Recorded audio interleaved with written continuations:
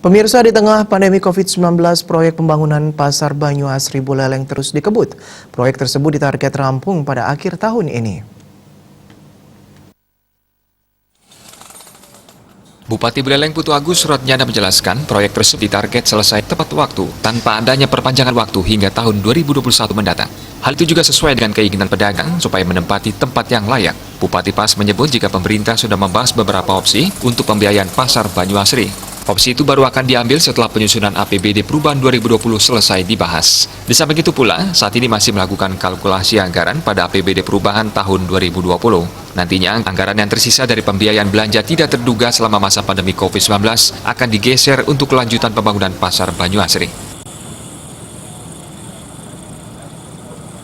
Pasar kita upayakan dan lanjutkan dengan model sistem yang kita sepakati bersama DPR di tahun depan perubahannya. Yang kayak Pasar Banyu Asri jalan. Artinya skema untuk kekurangan anggaran untuk Pasar Banyu Asri sudah dibahas, Pak ya? Kita sudah orek-orek semua.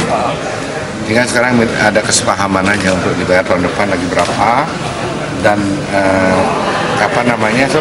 gitu. Kalau satu proyek ya mobilisasi itu kan ada dua, mobilisasi alat-alat dan mobilisasi sumber daya manusia.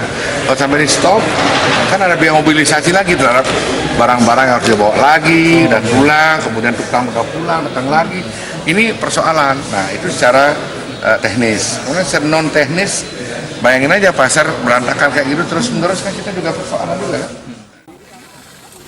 Bahkan saat ini, DPRD Kabupaten Buleleng menyarankan agar pemerintah Kabupaten Buleleng mengambil opsi pinjaman dana agar target bisa terpenuhi. Komang Yuda, Bali TV.